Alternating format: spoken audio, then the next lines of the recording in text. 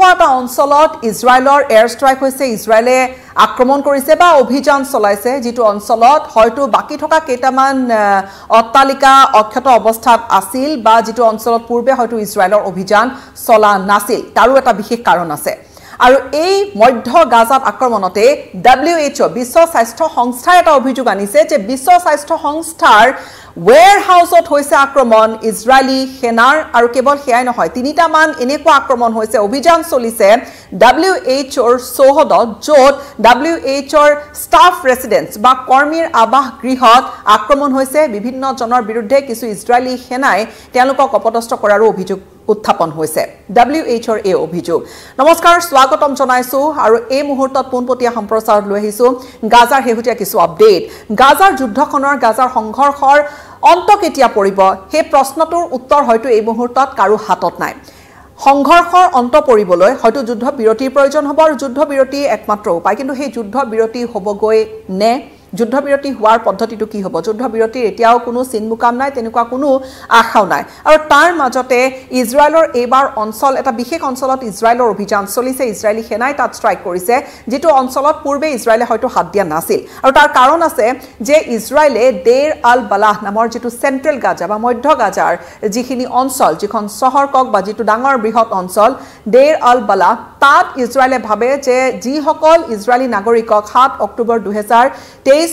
হামাসে পণবন্দী কৰি লৈ গৈছিল সেই পণবন্দী জীবিত অৱস্থাত থকা হস্টেজ কেইগৰাকী পণবন্দী সকল হয়তো এই দেৰ আল বালাহতে হামাসে লুকুৱাই ৰাখিছে এই অঞ্চলটোতে হয়তো হামাসে পণবন্দী কৰি ৰাখিছে ইজৰাইলী সেই নাগৰিকসকলক এতিয়া একেবাৰে হেহুটিয়াকৈ এটা এনেকুৱা ধৰণৰ ডিলৰ দিশে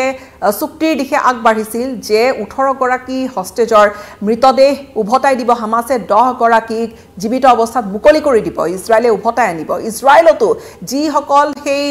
পণবন্দীৰ পৰিয়াল এই 21 মাহৰ যুদ্ধখনত সেই পণবন্দী সকল ইজৰাইলৰ পৰা গৈ হামাসত ইজৰাইলৰ পৰা তেওঁলোকক লৈ গৈছিল জোৰ জবৰদস্তি হামাসৰ যোদ্ধাই আৰু হামাসৰ কৰ্মীয়ে তেওঁলোকক পণবন্দী কৰি ৰাখিছে 21 মাহে তেওঁলোকৰ যেহেতু কোনো সংসূত্ৰ নাই কোনো খা খবৰ নাই ইজৰাইলতো বেঞ্জামিন নেতানিয়াহু চৰকাৰখনৰ ওপৰত প্ৰধানমন্ত্ৰীৰ ওপৰত যথেষ্ট চাপ বাঢ়িছে হেঁচা দিছে সকলোৱে যে এই সকল হস্টেজক উভতাই আনিব লাগে লগতে ইজৰাইলতো বহু প্ৰশ্ন উত্থাপন হৈছে যে ইজৰাইলৰ এই সেন্ট্ৰেল গাজাত আক্ৰমণ বা দেৰ আল বালাহত আক্ৰমণে গাজাত থকা ইজৰাইলৰ যেটো আক্ৰমণ গাজাত থকা সেই পণবন্দীসকলক ইজৰাইলী নাগৰিকসকলক উভতাই আনিব পাৰিবনে উভতাই আনিবলৈ কিন্তু এতিয়ালৈকে সক্ষম হোৱা নাই এতিয়া দেৰ আল বালাহ আমি পুনৰবাৰ কৈছো এইবাৰ যেটো আক্ৰমণ হৈছে দেৰ আল বালাহত আক্ৰমণ হৈছে সাইৰেন বাজিছিলে বা তাত কিছু লিফলেট দিয়া হৈছিল বা তাত একাংশ লোকক আঁতৰি যাবলৈ কোৱা হৈছিল তাত থকা লোকসকলক আৰু এটা নিৰ্দিষ্ট স্থানলৈকে আঁতৰি যাবলৈ IDF বা ইজৰাইল ডিফেন্স ফৰ্ছে কৈছিল ইজৰাইলৰ সেনাবাহিনীয়ে কৈছিল আৰু তাৰ পিছত তাত চলিছে অভিযান ইজৰাইলৰ হাতত থকা যেটো ইন্টেলিজেন্স হেয়া চুৰাংচৰ তথ্য ভিত্তিত ইজৰাইলে ভাবে যে দেৰ আল বালাহতে তাত হয়তো হে পণবন্দী সকলক হামাসে লুকুৱাই ৰাখিছে আৰু তাত এতিয়া চলিছে ইজৰাইলৰ তীব্ৰ অভিযান কিন্তু ডাঙৰ প্ৰসংগটো ইতিমধ্যে কৈছে যে এতিয়া 75% গাজাৰ বা 75% গাজা এতিয়া 75% অঞ্চলে ইজৰাইলৰ নিয়ন্ত্ৰণত ইজৰাইলৰ দখলত গাজাখনত একেবাৰে হেহুটিয়াকৈ এটা ৰিপৰ্ট ওলাইছিল য'ত কোৱা হৈছে যে গাজাত এতিয়া বসতি কৰিব পৰা যিখিনি প্ৰায় 20 লাখৰো অধিক লোক ইয়াৰে এই 21 মহীয়া যুদ্ধখনৰ প্ৰেক্ষাপটত প্ৰায় এতিয়ালৈকে 56,000ৰো অধিক লোকৰ মৃত্যু ঘটিছে সমান্তৰালকৈ 1,10,000-20,000 মান লোক আঘাতপ্ৰাপ্ত হৈছে একেবাৰে হেহুটিয়াকৈ মাৰ্চ মাহৰ পৰা যুদ্ধবিৰতি হৈছিল যিখিনি খন্তেকীয়া যুদ্ধবিৰতিৰ পিছত যিখিনি আকৌ অভিযান চলিছিল ইজৰাইলৰ তাত এতিয়ালৈকে প্ৰায় 8,000 মান লোকৰ মৃত্যু ঘটিছে পেলেষ্টাইনী বহু নাগৰিকে খাদ্য আনিবলৈ যোৱাৰ সময়ছোৱাত সাহায্য শিবিৰলৈ যোৱাৰ অৱস্থাত মৃত্যুক সাৱটিবলগীয়া হৈছে ইউএনৰ ৰিপৰ্ট এটাই কয় যে যোৱা মে মাহৰ পৰা 800 লোকৰ খাদ্য আনিবলৈ যোৱা কিয়নো খাদ্য সংকট ভিন্ন ঠাইত কোনো খোৱা খাদ্য নাই তীব্ৰ খাদ্য সংকট হে আনিবলৈ যোৱা অৱস্থাত হে বিতৰণ কেন্দ্ৰসমূহৰ পৰা খাদ্য তেওঁলোকে মৃত্যুক আকোৱালিব লগিয়া হৈছে এতিয়া চাৰিওপিনে এতিয়া কেৱল ইজৰাইলৰ দখল গাজাত 75% অঞ্চলত এতিয়া কেৱল ইজৰাইলৰ দখল আৰু ইজৰাইলৰ এইবাৰ যিখিনি অঞ্চল সেন্ট্ৰেল গাজাৰ ইজৰাইলে হাত দিয়া নাছিলে তাত এইবাৰ ইজৰাইলে আক্ৰমণ কৰিছে আৰু কৈছে বাৰে বাৰে ইজৰাইলে যে পেলেষ্টিনৰ যি এতিয়া যেটো হামাস বা হামাসে যি ধৰণে USA মধ্যস্থতা কৰা দোহাত আলোচনা নহল USA মধ্যস্থতা কৰা গোটেই যেটো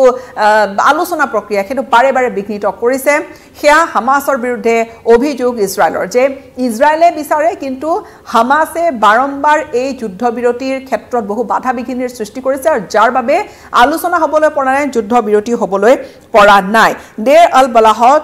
কেইটামান অট্টালিকা আছিল থিয় হৈ আছিল অক্ষত অৱস্থাত আছিল কিন্তু এতিয়া হয়তো ছবিখন হয়তো 2-3 দিনৰ ভিতৰতে হলনি হৈ যাব পাৰে বুলিও বহুতে আশংকা কৰে কিয়নো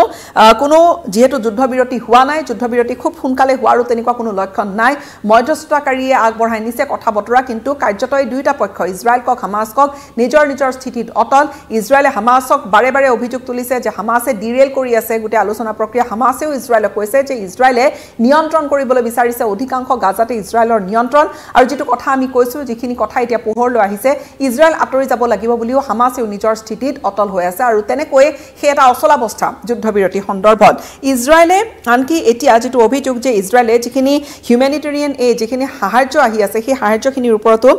তাতো নিয়ন্ত্ৰণ কৰি আছে কিয়নো ইজৰাইলে যেটো পৰম্পৰাগতভাৱে যেটো সাহায্যৰ ব্যৱস্থা আছিল হেতুৰ পৰিৱৰ্তে এতিয়া US সাপোৰ্টেড USৰ সমৰ্থনত যেটো GHF বা গাজা হিউম্যানিটেৰিয়ান ফাউণ্ডেশ্যনক দায়িত্ব এটা দিছে বা গাজা হিউম্যানিটেৰিয়ান ফাউণ্ডেশ্যনৰ জৰিয়তে সাহায্য বিতৰণৰ ইজৰাইলে সন্মতি তাত হৈছে কিন্তু তাতো এটা সমস্যা হৈছে এইবাবে কিয়নো UN ৰাষ্ট্ৰসংঘই এই সংগঠনটোক বা গাজা হিউম্যানিটেৰিয়ান ফাউণ্ডেশ্যনক কৈছে যে গাজাৰ যেটো সমস্যা যেটো খাদ্য সংকট হেয়া আতৰ কৰিবলৈ পৰা নাই সকলোকে খাদ্য যোগান ধৰিবলৈ পৰা নাই ইনএডিকুৱেট বুলি কৈছে পৰ্যাপ্ত নহয় আসলতে ভালদৰে গোটেইখিনি পৰিচালনা কৰিবলৈ পৰা নাই বুলি ৰাষ্ট্ৰসংঘৰ ফালৰ পৰা অভিযোগ উঠিছে GHF নামৰ সংগঠনটো গাজা হিউম্যানিটেৰিয়ান ফাউণ্ডেশ্যনক সমালোচনা কৰিছে কিন্তু ইজৰাইলে সেই সাহায্য সামগ্ৰী কোন বাটে আহিব এক প্ৰকাৰ ইজৰাইলৰ বিৰুদ্ধে অভিযোগ যে সেইখিনি গোটেই বিষয়টো ইজৰাইলে নিজৰ নিয়ন্ত্ৰণত ৰাখিছে তাৰ উপৰিও 1200 ইজৰাইলী লোকৰ মৃত্যু ঘটিছিলে সেই 7 অক্টোবৰ 2023ত আৰু তাৰ সমান্তৰালকৈ যি 250 গৰাকীক হস্টেজ কৰি লৈ গৈছিলে এতিয়াও তাত হয়তো কেইগৰাকীমান জীৱিত অৱস্থাত আছে প্ৰায় এতিয়াও হস্টেজৰ কবলৈ গলে প্ৰায় 49 গৰাকী হস্টেজ এতিয়াও আছে হামাসৰ হাতত বন্দী হৈ পণবন্দী হৈ আৰু তাৰে হয়তো আধা সংখ্যা বা সংখ্যা সেই 49 গৰাকীক যদি আধা ভাগত বিভক্ত কৰোঁ তেনেহলে আধা হস্টেজৰ পণবন্দীৰে হয়তো ইতিমধ্যে মৃত্যু ঘটিছে আৰু হেয়া ইজৰাইলেও মানি লৈছে ইজৰাইলৰ ইন্টেলিজেন্সেও সেইখিনি কয় হামাসে বাৰে বাৰে কৈ আছে যে ইজৰাইল সম্পূৰ্ণৰূপে আঁতৰি যাব লাগে ইজৰাইল উভতি যাব লাগে কিন্তু হিয়া কোৱা নাই আৰু সেইবাবে দেৰ আল বালাহত যেহেতু ইজৰাইলে ভাবে যে তাতে পণবন্দী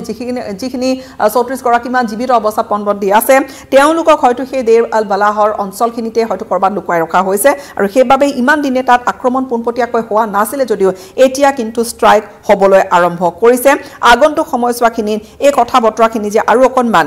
ভয়ানক হ'ব সেয়া অনুমান কৰিব পৰা যায় আৰু তাৰ মাজতে WHO ৰ যেটো অভিযোগ WHO কৈছে যে ইজৰাইলী সেনাই তেওঁলোকৰ ষ্টাফ ৰেসিডেন্স WHO এনেকুৱা চৌহদ কেইটামানত আক্ৰমণ কৰিছে তাত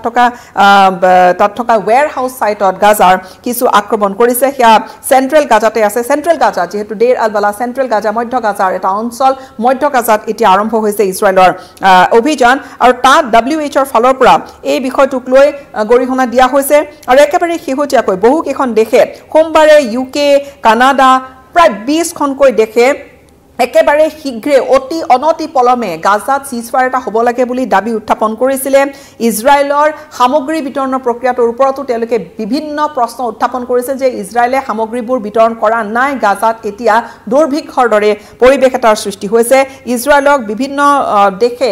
কঠোৰ সমালোচনা কৰিছে আৰু তাৰ মাজতে WHOৰ যেটো অভিযোগ যে ষ্ট্ৰাইক হৈছে তিনিটামান ষ্ট্ৰাইক হৈছে আৰু সেই ষ্ট্ৰাইক কেইটাই তেওঁলোকৰ চৌহদৰ কিছু ক্ষয়ক্ষতি কৰিছে WHOৰ ফালৰ পৰা এই কথাখিনি তেওঁলোকে জনাইছে যে ইজৰাইলৰ যেটো ইজৰাইলৰ আক্ৰমণত কেইগৰাকীমান ষ্টাফাৰ বা ইজৰাইলৰ আক্ৰমণৰ বা ইজৰাইলী সেনাই WHOৰ বহু কেইগৰাকী কৰ্মীক তেওঁলোকক আটক কৰিছে আৰু তেওঁলোকক অনতি পলমে বিনা চৰ্তে মুকলি কৰি দিব লাগে বুলি বিশ্ব স্বাস্থ্য সংস্থাই দাবী কৰিছে আৰু WHOৰ ডিৰেক্টৰ জেনেৰেল টেড্ৰছ আধানম গেব্ৰেয়েছে তেওঁ কৈছে যে অনতি পলমে মুকলি কৰি দিব লাগে আৰু সকলো যিসকলে সাহায্য বিতৰণৰ কাম কৰি আছে তেওঁলোকৰ সুৰক্ষাটো নিশ্চিত কৰাৰ কথা কৈছে WHOৰ চৌহদত আক্ৰমণৰ এই ঘটনাটোক লৈ কিন্তু স্বাভাৱিকতে এতিয়া আৰু বহু প্ৰশ্ন উঠিব কিন্তু শেহতীয়াকৈ গাজাত থকা এটা গীৰ্জা ঘৰত আক্ৰমণৰ পিছতে আমেৰিকাও কিন্তু নাৰাজ হৈ পৰিছিল পোপ লিও নাৰাজ হৈ পৰিছিল আৰু ইজৰাইলক এক প্ৰকাৰ ইজৰাইলক এই বিষয়টোক লৈ বহুতেই ইজৰাইলৰ আক্ৰমণক তীব্ৰ গৰিহণা দিছিল য'ত ডোনাল্ড ট্ৰাম্পে কথা পাতিছিল তাৰ পিছত বেঞ্জামিন নেতানিয়াহুৱে অৱশ্যে মুকলিকৈ এইটো এটা ভুল হৈ গৈছিল বুলি মন্তব্য কৰিছিল কিন্তু তাৰ পিছত এতিয়া WHO কোৱাৰ্টাৰত যেটো আক্ৰমণ বা ওয়্যাৰ হাউস যেটো মেইন মূল ওয়্যাৰ হাউস তাত আক্ৰমণ হৈছে যি ডেৰ আল বালাহত থকা ষ্টাফ ৰেসিডেন্সত যেটো আক্ৰমণ হৈছে এতিয়া WHO যি ধৰণেৰে তাত সেই স্বাস্থ্যৰ দিশটো চোৱাচিতা কৰি আছিল তাত কিছু বাধা বিঘিনিৰ সৃষ্টি হৈছে বুলি তেওঁলোকে জনাইছে অৱশ্যে WHO ফালৰ পৰা কৈছে যে তেওঁলোকে কাম বন্ধ নকৰে যিখিনি তেওঁলোকে মানুহৰ হিতৰ বাবে যিখিনি কাম কৰিছিল গাজাত থকা সাধাৰণ নাগৰিকৰ বাবে যিখিনি কাম কাজ তেওঁলোকে কৰি আছিল হিয়া তেওঁলোকে কৰি যাব কিন্তু WHOৰ চৌহদত আক্ৰমণ বা এতিয়া ৭৫% গাজাতে এতিয়া যেহেতু ইজৰাইলৰ নিয়ন্ত্ৰণ এই বিষয়টোৱে কিন্তু আগন্তুক সময়ছোৱাত কি ৰূপ লয় গাজাৰ এই যুদ্ধখনে বহু প্ৰশ্নৰ সৃষ্টি কৰিছে কিন্তু এটা কথা স্বাভাৱিক এই মুহূৰ্তত কিন্তু তেনেকুৱা কোনো আশাৰ ৰেঙনি দেখা নাই যে দুয়োটা পক্ষই হামাস আৰু ইজৰাইলে একেলগে হাত মিলাব বা আলোচনাৰ বাবে বহিব বা আলোচনা কৰি যুদ্ধ বিৰতিত সন্মতি দিব দুয়োটা পক্ষ নিজৰ নিজৰ স্থিতিত অটল হৈ আছে যাৰ পৰিপ্ৰেক্ষিতত গাজাত থকা সাধাৰণ নাগৰিকে তেওঁলোকে সন্মুখত দেখিছে কেৱল অন্ধকাৰ